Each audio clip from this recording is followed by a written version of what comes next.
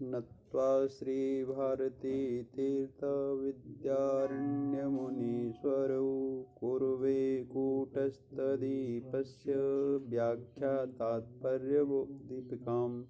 नमः श्रीशंकरानंद गुरुपादाम्बोजन्मने सविलास महामोह ग्राहग्रासैककर्मणे। ॐ सहनाववतु सहनौ सह वीर्यं करवावहै तेजस्विनावधीतमस्तु मा विद्विषावहै। ॐ शांति शांति शांति। तो प्रकरण चल रहा है कूटस्थ और चिदावास द्विविध प्रकाश को वायु घटपट आदि में दिखा रहे थे। चिदावास से रहित वृत्ति जड़ है, वो जो है घट आदि के ज्ञान को नहीं करा सकती। अब जो है अंतर दिखाते हैं। देयात वही चिदावास ब्रह्मणि विविच्यते यथा। यथा जिस प्रकार से देह से बाहर घटपट आदि में चिदावास और ब्रह्मणि, चिदावास ब्रह्म का विवेचन किया, तथा उसी प्रकार से देयांतः चिदाभास कूटस्थौ विवेचनीय इतिहा। देयांत देह के भीतर भी कूटस्थ और चिदाभास का विवेचन करना चाहिए। उस पर जो कह रहे हैं, आवास ब्रह्मणि देहात् बहिर्यद्वद्विवेचिते तद्वदाभास कूटस्थौ विविच्येतां वपुष्वपि। आवास ब्रह्मणि, आवास च ब्रह्म, आवास ब्रह्मणि देयात बहि यद्वद् विवेचिते तद्वद् आवास कूटस्थौ विविच्येतां वपुषि अपि। कहते हैं यद्वद् जिस प्रकार से देहात वही आवास ब्रह्मणि विवेचिते, देह से बाहर घटपट आदि में आवास चिदावास और ब्रह्म का विवेचन किया, तद्वत उसी प्रकार से आवास कूटस्थौ वपुषि अपि विविच्येताम। आपास और कूटस्थ का दोनों का शरीर में ही विवेचन करना चाहिए। इस प्रकार जो है प्रतिज्ञा करते हुए कहते हैं आवासिति। ननु देयात वही चिदाभास व्याप्य घटाकार वृत्ति अंतर विषय गोचर वृत्ति अभावात।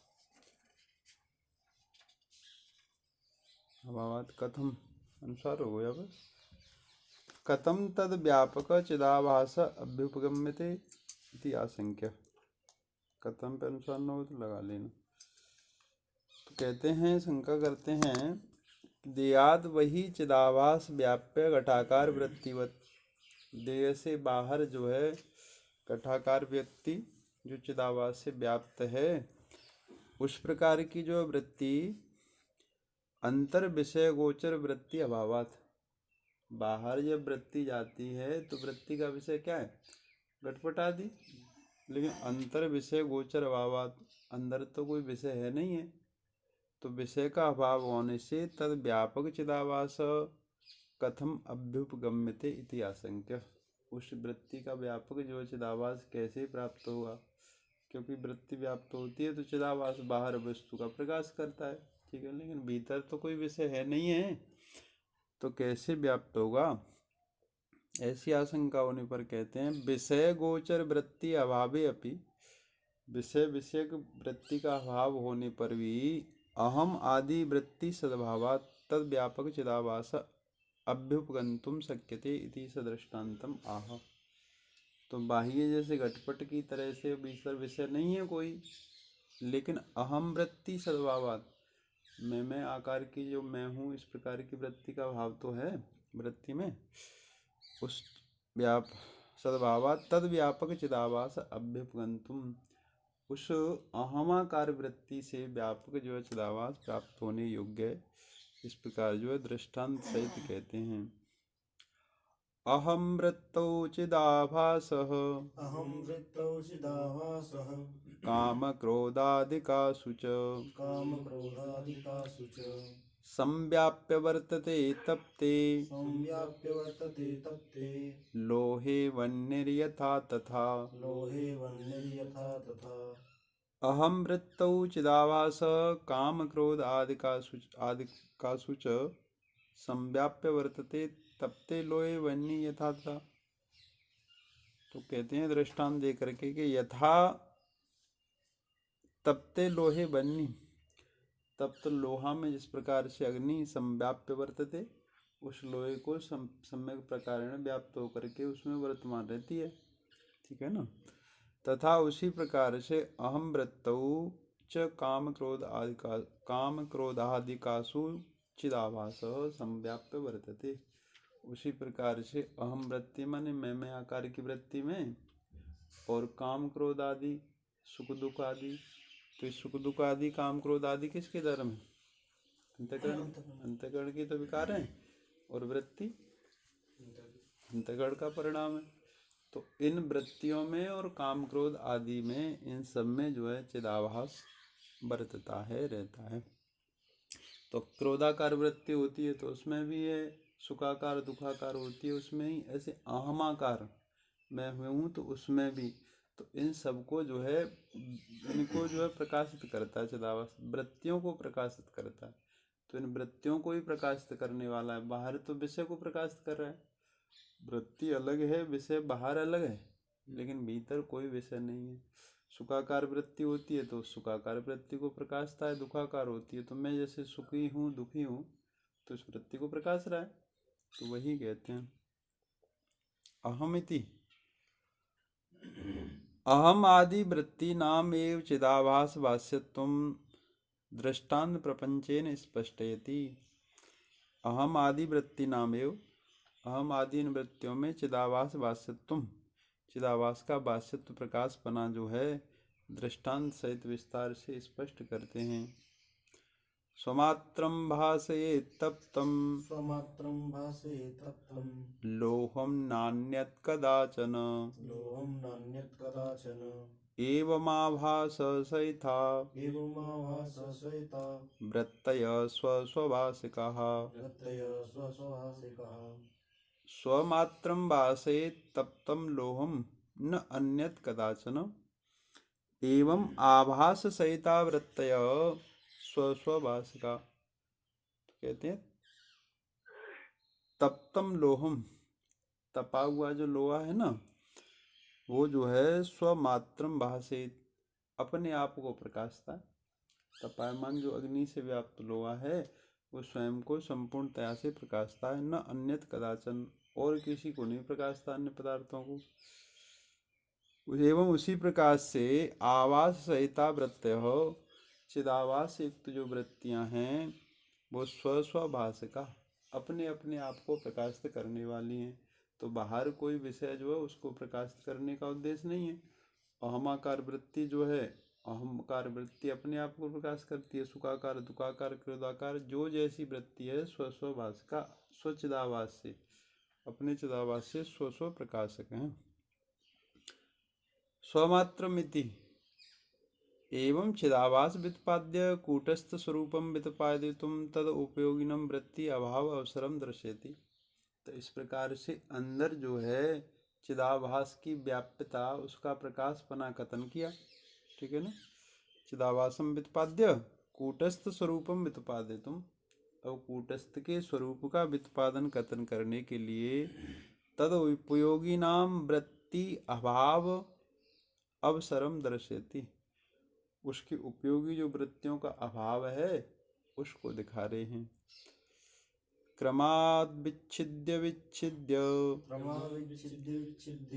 जायन्ते वृत्तयोऽखिलः जायन्ते वृत्तयोऽखिलः सर्वापि विलीयन्ते विलीयन्ते सुप्तिमूर्छा समाधिषु। सुप्तिमूर्छा समाधिषु।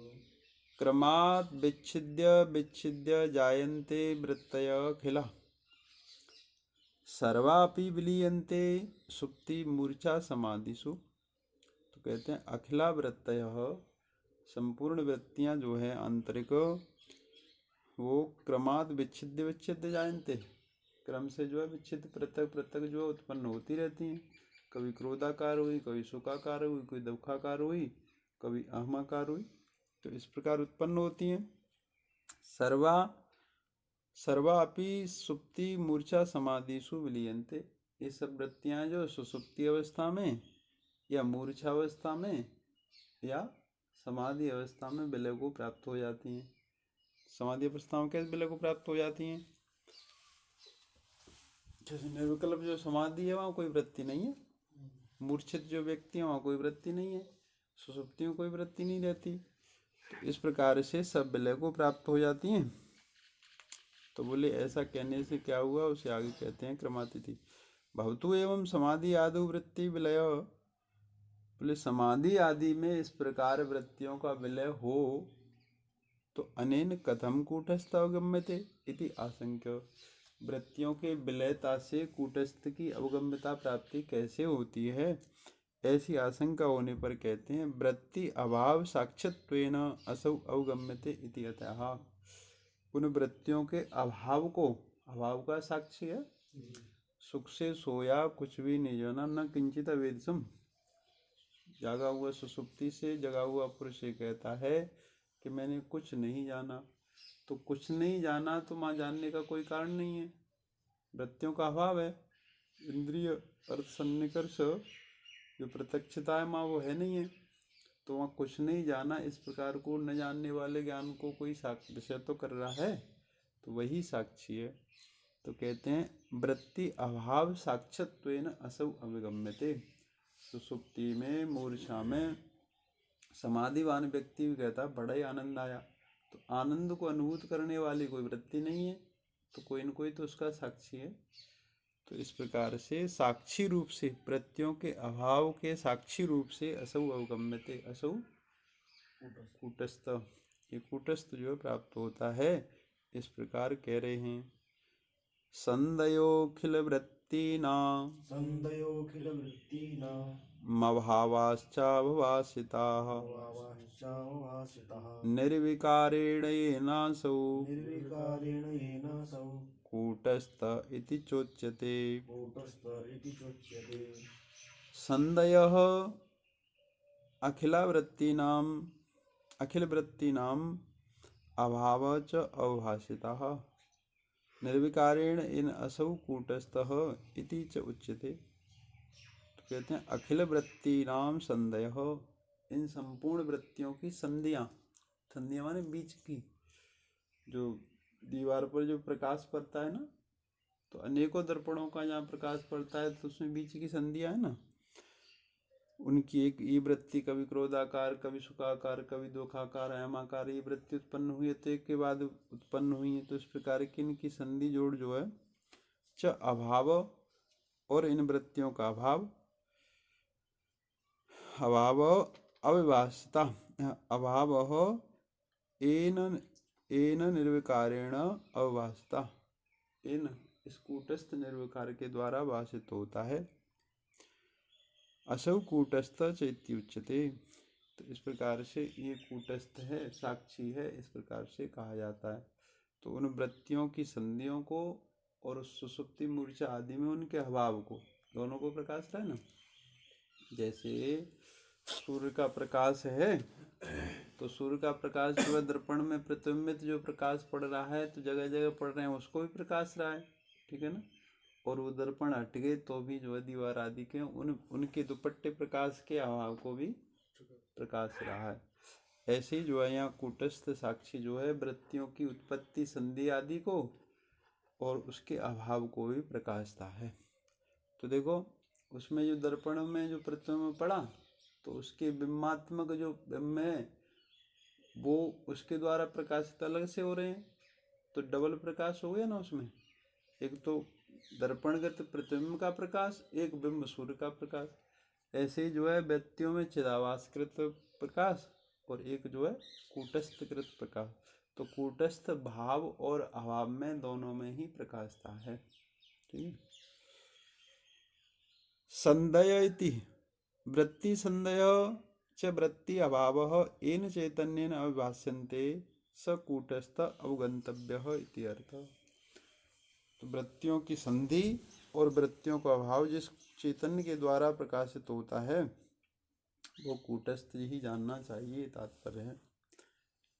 एवं च सति किम फलितम इति यतः, ऐसा कहने पर क्या फलितार्थ हुआ, उसे कहते हैं घटे द्विगुण चैतन्यम घटे द्वैगुण चैतन्यम यथा बाह्ये तथान्तरे यथा बाह्ये तथान्तरे वृत्तिस्वपि ततस्तत्र वृत्तिस्वभितस्तत्र वैसद्यं संदितोऽधिकम्। सिद्धं संदितोऽस्मि। घटे द्विगुण चैतन्यम यथा बाह्ये तथा अंतरे वृत्तिषु अपि ततः तत्र वैसद्यम संदित अधिकम। तो कहते हैं यथा बाह्य घटे द्विगुणो चैतन्यम, जैसे बाह्य घट में द्विगुण चैतन्य है, एक तो जो है वृत्ति से व्यत्युपच चिदाभास से प्रकाशित है घट, और एक व्यापक सामान्य चैतन्य से प्रकाशित है। तथा उसी प्रकार से आंतर वृत्ति स्वपी द्विगुण चैतन्यम, इसी प्रकार आंतर वृत्तियों में भी द्विगुण चैतन्य, एक तो वृत्ति खुद चिदाभास से प्रकाशित है, तो देखो यहाँ वृत्ति, वहाँ तो वृत्ति का विषय घट है बाहर, लेकिन यहाँ वृत्ति का विषय खुद वृत्ति ही है। तो वृत्ति का विषय वृत्ति घट की तरह से नहीं है, क्योंकि वृत्ति स्वयं प्रकाश, वृत्ति में जो चिदाभास है वही उसका प्रकाशक है। वृत्ति में अंधकार नहीं है, घट में तो जड़ता है, लेकिन वृत्ति में जड़ता नहीं है। क्यों जड़ता नहीं है? क्योंकि चिदाभास उसके साथ हमेशा है, इसलिए उसमें अज्ञातता भी नहीं है। अज्ञातता नहीं है, प्रकाश रूप है, इसलिए उसमें ज्ञातता नहीं है। अभी स्पष्ट करेंगे।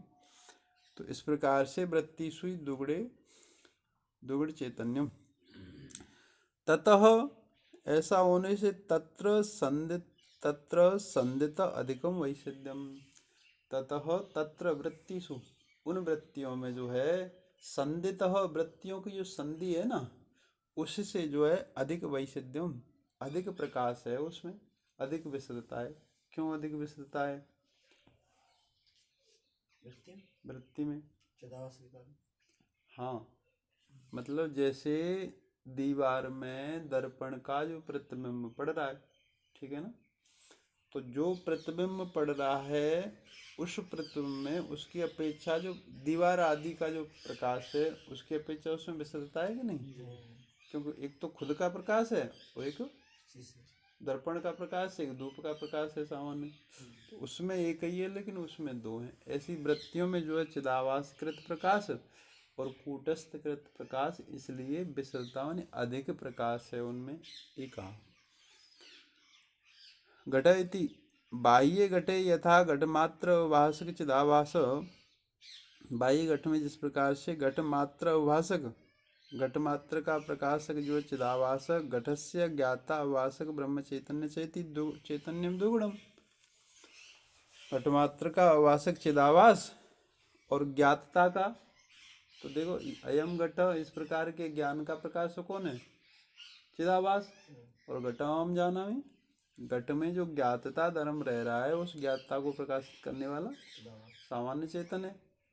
तो ये दो प्रकार का हो गया ना, ज्ञाता आभासकम ब्रह्म चैतन्यम च इति चैतन्यम द्विगुणम, इस प्रकार से घट में दो प्रकार का चैतन्य है, ठीक है ना। तथा उसी प्रकार से अंतरे अहंकार आदि वृत्ति स्वपी, अंतर जो अहंकार अहम आदि जो वृत्ति हैं उनमें भी कूटस्थ चैतन्यम वृत्ति अभासक चिदाभास चैती दुगुण चैतन्यम अस्ति। एक तो कूटस्थ चैतन्य और एक वृत्ति का अभासक चिदाभास जो है, इस प्रकार दो प्रकार का चैतन्य है। तत्र उपपत्ति महा, उसमें दृष्टांत के दे करके कहते हैं तथा इति यतः द्वैगुण चैतन्यमस्ति ततः संदित संदिव्य तत्र वृत्तिषु वैशद्यम अधिकम दृश्यते इति शेषः। ततः यतः द्वैगुण चैतन्यमस्ति, जिस कारण से अंदर जो है दो प्रकार का वृत्ति में चैतन्य है, ततः तस्मात् कारणा संदितः संदिव्य, वृत्तियों की संधियों से, तत्र माने वृत्तिषु, उन वृत्तियों में वैशद्यम अधिकम दृश्यते इति शेषः, विशदता माने प्रकाश अधिक देखा जाता है। तो दृश्यते जो है क्रियापद शब्द शेष है, इसका अध्ययन कर लेना चाहिए, तात्पर्य है। ननु अत्रपि घटादिष्वेव ज्ञातता अज्ञातता भासकत्वेन कूटस्थः किं निश्चिते इति आशंक्य तत्र ज्ञातता आदि अभावात् एव इति यतः। तो कहते हैं पूर्व पक्षी बोले ननु अत्रपि, यहाँ वृत्तियों में भी, अंदर वृत्तियों में भी घट आदिषु, घट आदि में जिस प्रकार से ज्ञातता अज्ञातता अभासकत्वेन कूटस्थ, कूटस्थ जो है घट में अज्ञातता को प्रकाश रहा था। घट का मुझे ज्ञान नहीं है तो घट में अज्ञातता है ना, इसको भी कूटस्थ प्रकाश रहा था। और अयम घट, घट का इस समय मुझे ज्ञान है तो इस ज्ञातता को भी प्रकाश रहा है, ठीक है ना। तो उसकी तरह से ही किम न इष्यते कूटस्थ, उनमें इसी प्रकार से वृत्तियों में भी ज्ञातता और अज्ञातता को कूटस्थ क्यों नहीं प्रकाशता, ऐसी आशंका होने पर कहते हैं तत्र ज्ञातता आदि अभावात एव इत्यतः। तत्र माने वृत्तियों में, वृत्तियों में ज्ञातता और अज्ञातता का अभाव है। क्यों अभाव है? क्योंकि वृत्ति स्वप्रकाश है, वृत्ति तो चिदाभास से निरंतर प्रकाश है। घट जो है जड़ है तो उसमें अज्ञातता रह सकती है, चिदाभास कृत उसमें ज्ञातता है, अज्ञान कृत उसमें अज्ञातता है, लेकिन वृत्ति में नहीं है। इस प्रकार कह रहे हैं ज्ञातता ज्ञातते नस्तो ज्ञाता ज्ञातते नस्तो घटवद् वृत्तिषु क्वचित् घटवद् वृत्तिषु क्वचित् स्वस्य स्वेना गृहीतत्वात् स्वस्य स्वेन गृहीतत्वात् ताभिश्चाज्ञाननाशनात् ताभिश्चाज्ञाननाशनात् ज्ञातता अज्ञातते, ज्ञाता च अज्ञाता, ज्ञातता अज्ञातते न स्तः घटवत् वृत्तिषु क्वचित् स्वस्य स्वेन अगृहीतत्वात् ताभिच अज्ञाननाशनात्। तो कहते हैं घटवत्, घड़े की तरह से वृत्तिषु क्वचित ज्ञाता ज्ञाता न स्तः, जैसे घड़े में ज्ञाता ज्ञाता है उस प्रकार से व्यक्तियों में क्वचित किंचित मात्र भी ज्ञातता और अज्ञातता नहीं है। क्यों नहीं है? स्वस्य स्वेन अगृहीतत्वात्, तो वृत्तियों में ज्ञातता क्यों नहीं है? अभी तो कह रहे थे कि वृत्ति चिदाभास जो वृत्ति को प्रकाशता है, तो प्रकाशता है तो ज्ञातता हुई कि नहीं? यहाँ ज्ञातता का निषेध कर रहे हैं कि वृत्तिषु, घड़े की तरह से वृत्ति आदि में ज्ञातता नहीं है। तो चिदाभास जब प्रकाश रहा है तो वृत्ति को ऊपर क्या क्या है कि चिदाभास वृत्ति को प्रकाशता है, तो उसमें ज्ञातता हुई कि नहीं? फिर कैसे? यहाँ तो निषेध कर रहे हैं। ज्ञातता है कूटस्थ है, वृत्ति में थोड़ी है, वो तो कूटस्थ के द्वारा है ना। नहीं, कूटस्थ के द्वारा तो प्रकाश था, उसी बात को तो कह रहे हैं। जैसे घट में ज्ञातता अज्ञातता है, ठीक है ना, तो उन ज्ञातता को भी कूटस्थ प्रकाशता है और अज्ञातता को भी प्रकाशता है।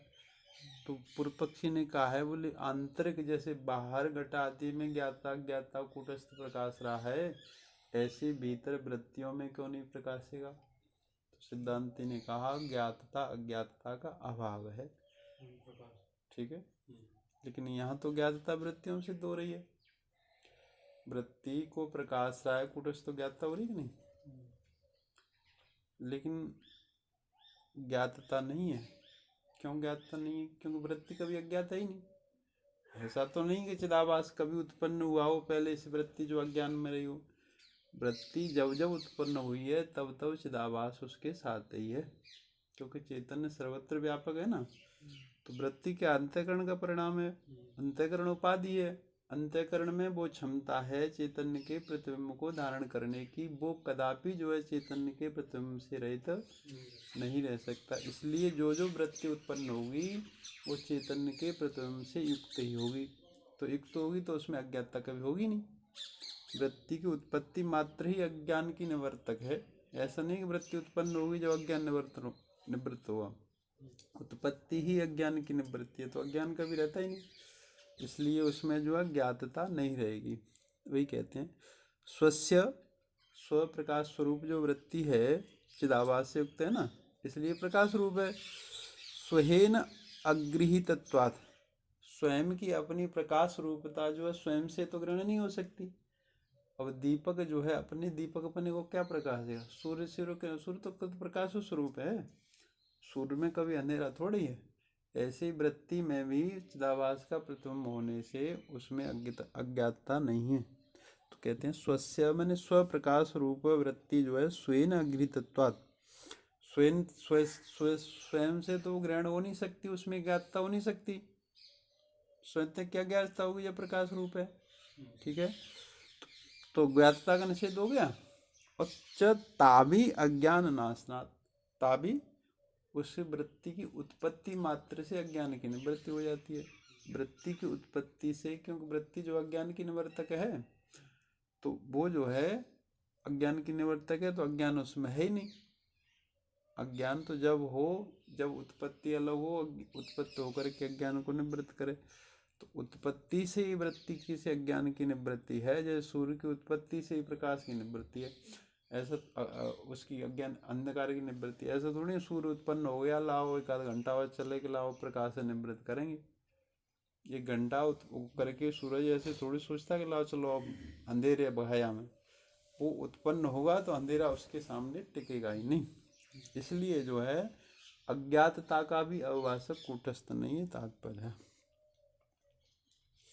ज्ञातता इति तत्र उपपत्तिम स्वस्यति, ज्ञान अज्ञान व्याप्तभ्याम ज्ञातता अज्ञातते भवतः।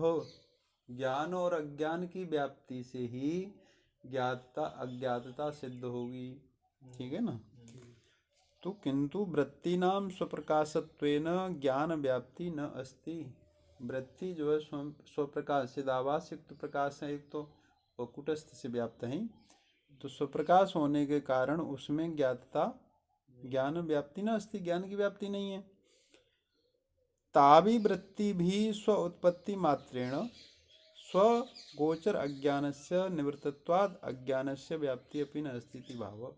तावी माने वृत्ति भी उन वृत्तियों के द्वारा स्वोत्पत्ति मात्रेण अपनी उत्पत्ति मात्र से ही स्वगोचर अज्ञानस्य स्व-विषय जो अज्ञान है उसकी निवृत्तत्वाद निवृत्ति होने से अज्ञानस्य व्याप्ति अपि न अस्ति, अज्ञान की व्याप्ति भी नहीं है, ये तात्पर्य है। तो ज्ञान और अज्ञान दोनों की व्याप्ति नहीं होगी तो ज्ञातता ज्ञातता कहाँ हुई, ठीक है ना। ज्ञातता ज्ञात नहीं होगी तो घट की तरह से जो कूटस्थ किसको प्रकाशेगा? ज्ञातता ज्ञातता को। तो इस प्रकार से ज्ञातता अज्ञातता का वृत्तियों में निषेध किया। ननु कूटस्थ चिदाभासे उभयोऽपि चित्ते समाने एकस्य कूटस्थत्वम् अपरस्य कूटस्थत्वम् इति एतत् कुतः इति आशंक्य। तो कहते हैं ननु कूटस्थ चिदाभासे उभयोऽपि चित्ते, कूटस्थ और चिदाभास दोनों ही जो चित्ते माने प्रकाशत्व, दोनों ही प्रकाश रूप हैं, अविभाषक हैं, ठीक है ना। कूटस्थ भी प्रकाशक और चिदाभास भी प्रकाशक है। जैसे सामान्य धूप भी प्रकाश है, दर्पणस्थ प्रतिबिंब भी प्रकाशक है। तो दोनों ही प्रकाशक होने पर समाने प्रकाश रूप समान होने पर एकस्य कूटस्थत्वम, एक को तो कूटस्थता कही, अपरस्य अकूटस्थत्वम, दूसरे को अकूटस्थ कहा। इति एतत् कुतः आशंक्य, इस प्रकार से दोनों में कूटस्थ अकूटस्थ का भेद क्यों किया, ऐसी आशंका होने पर कह रहे हैं। लगी ना शंका। चिदाभास निष्ठयो जन्मनाशयो अनुभूयमानत्वात् अस्य अकूटस्थत्वम् अपरस्य विकारत्वे प्रमाण अभावात् इति अतः। तो कहते हैं चिदाभास निष्ठयो जन्मनाशयो, चिदाभास निष्ठ जो चिदाभास के उत्पत्ति नाश होते हैं ना, जन्मनाश हो अनुभूयमानत्वात्, चिदाभास की उत्पत्ति और नाश जो अनुभव होने से अस्य अकूटस्थत्वम, ये चिदाभास को अकूटस्थ कहा। जैसे प्रतिबिंब जो है सूर्य का वो स्थायी हमेशा थोड़ी है, तो दर्पण के अधीन है।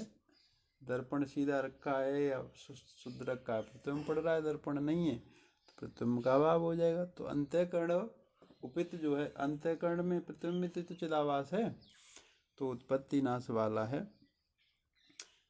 च अपरस्य विकारत्वे प्रमाण अभावात्, अपर जो कूटस्थ है उसके विकारी पने में कोई प्रमाण नहीं है, तो वो तो निर्विकारी है, ठीक है ना। इसलिए जो है उसे कूटस्थ ही कहेंगे, ये तात्पर्य है, ऐसे जो है कह रहे हैं। द्विगुणीकृत चैतन्ये जन्मनाशानुभूतितः अकूटस्थं तदन्यत्तु कूटस्थमविकारतः। द्विगुणीकृत चैतन्ये जन्मनाश अनुभूतितः अकूटस्थम तद अन्यत्तु कूटस्थम अविकारतः। तो कहते हैं द्विगुणीकृत चैतन्य, दो प्रकार का जो चैतन्य है चिदाभास और कूटस्थ, उसमें जो है जन्मनाश अनुभूतितः अकूटस्थम, चिदाभास जो है जन्मनाश की अनुभूति के कारण अकूटस्थम, वो अकूटस्थ है, तद अकूटस्थम, वो कूटस्थ है।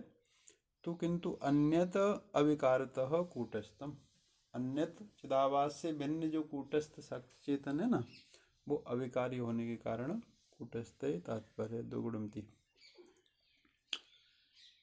चिदाभास व्यतिरिक्त कूटस्थ अभ्युपगम स्वकपोल कल्पित इति आशंक्य। पूर्व पक्षी कहते हैं कि चिदाभास से अतिरिक्त जो कूटस्थ को आप जो स्वीकार कर रहे हो स्वकपोल कल्पित है, चिदाभास ही दिखाई देता है, कूटस्थ उससे भिन्न कोई दिखाई देता नहीं। ऐसी आशंका होने पर कहते हैं आचार्य कूटस्थस्य उपपादितत्वात् माँ एवं इति आह। आचार्यों ने जो है कूटस्थ का उपादन कथन किया है, उसे स्वीकार किया है, इसलिए ऐसा नहीं कहना चाहिए। तो आचार्य प्रमाणों को देकर के यहाँ कूटस्थ की सिद्धि कर रहे हैं। अंतःकरण तद्वृत्ति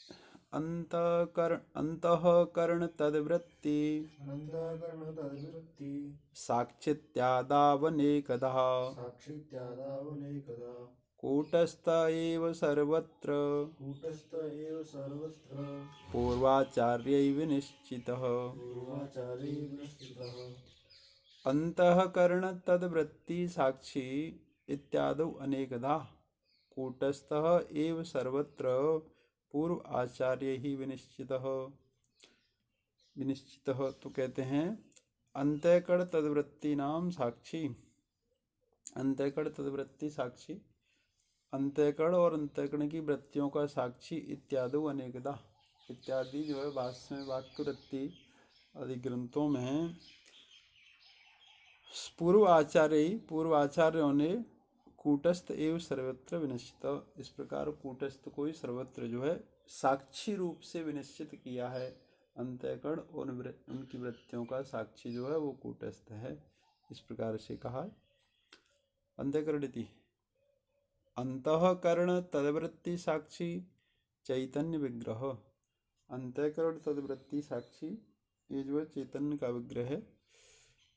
आनंद रूप सत्य सन किम न आत्मानं प्रपद्यसे इत्यादि इति अर्थ।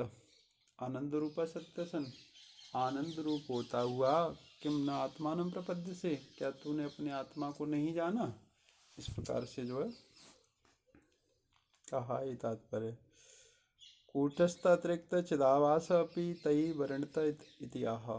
तो कूटस्थ का पूर्व आचार्यों ने वर्णन किया है, उसी प्रकार से कूटस्थ से अतिरिक्त जो चिदाभास है वो भी तई आचार्य, उन आचार्यों ने वर्णित किया है, ये तात्पर्य है। इस पर कहते हैं आत्मा भाषाश्रयाश्चैव मुखाभासाश्रया यथा गम्यन्ते शास्त्रयुक्तिभ्यः मिथ्याभासश्च वर्णितः। आत्म आभास आश्रया च एवं मुख आभास आश्रया। तो आत्मा च आभास च आश्रया, मुख च आभास च आश्रयता, तृतीय द्वंद्व समास हो गया। गम्यन्ते शास्त्रयुक्तिभ्याम इति आभासः च वर्णितः। तो कहते हैं यथा जिस प्रकार से चिदाभास को दिखाया है ना उन्होंने, तो उसको कह रहे था जिस प्रकार से मुख आभास आश्रया, तो जैसे दृष्टांत में मुख होता है ना, तो ये क्या हो गया, मुख बिंब हो गया, और आवास हो गया प्रतिबिंब, और आश्रय हो गया दर्पण, ठीक है ना। तो जिस प्रकार से मुख आवास आश्रय, मुख का जो आश्रय दर्पण हो गया, प्रतिबिंब का आश्रय दर्पण हो गया, तो जिस प्रकार से तीन, एवं उसी प्रकार से आत्मा आभास आश्रय, तो आत्मा साक्षी चेतन बिंब रूप हो गया, और आवास क्या हुआ, चिदावास, आवास चिदावास, आश्रय अंतःकरण। जैसे माँ आवास दर्पण है ना दृष्टांत में, ऐसे जो सिद्धांत में आवास क्या है, वो आश्रय अंतःकरण। तो कूटस्थ चेतन जो है बिंब, और आवास चिदावास जो है प्रतिबिंब, और आश्रय अंतःकरण। शास्त्र युक्तिभ्याम गम्यन्ते, इस प्रकार जो है शास्त्र से युक्ति से जो है प्राप्त होता है। इति आभास च इति आभास वर्णतः, इस प्रकार से चिदाभास का वर्णन किया है शास्त्रकारों ने, तात्पर्य उपदेश है श्री भगवान शंकराचार्य ने कहा है, उसको यहाँ कह रहे हैं। आत्म आवास इति, आत्मा च आवास च आश्रयस्य, आत्म आवास आश्रय से इति द्वन्द्व समासः। मुख आवास आश्रया इति अत्रपि तथा, मुख च आवास च आश्रया, ठीक है, इधर यहाँ भी द्वन्द्व समास ही है। मुखम प्रसिद्धम आवास मुख प्रतिबिंब, तो मुख तो प्रसिद्ध है ही है, सब जानते हैं। आवास माने मुख का प्रतिबिंब, आश्रय दर्पण आदि से, तो आदि से मतलब अन्य उपाधि भी ले लेना, जल में भी तो मुख दिखाई देता है, दो मुख,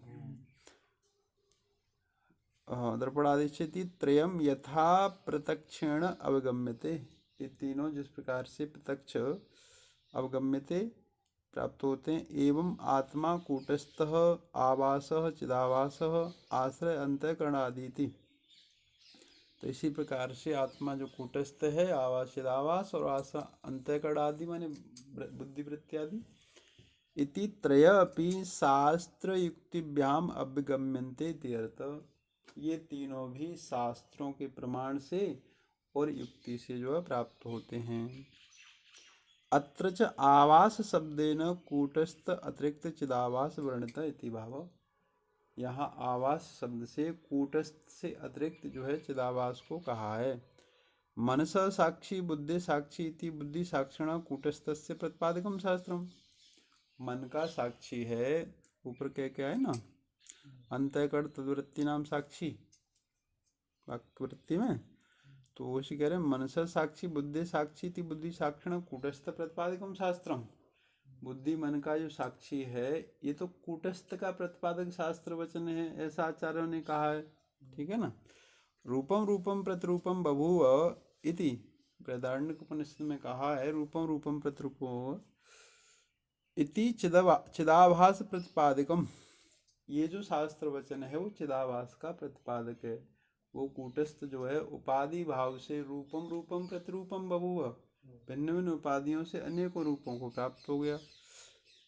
प्रतिपादकम विकारित्व अविकारित्व आदि रूपा युक्ति पूर्वम एवं उत्तम इति भाव, तो कूटस्थ अविकारी है और चिदाभास विकारी है। अभी क्या है ना 24वें श्लोक में, कूटस्थ क्यों विकारी है, कूटस्थ अविकारी क्यों है, क्योंकि जन्म उत्पत्ति से रहित है। और चिदाभास विकारी क्यों है, क्योंकि उसमें जन्म उसके उत्पत्ति नाश होते रहते हैं। तो ये विकारित्व अविकारित्व आदि रूपा युक्ति पूर्व युक्ता इति भाव, तो कूटस्थ और चिदाभास की विकारी अविकारी पने की जो युक्ति है वो जो पूर्व ही क्या है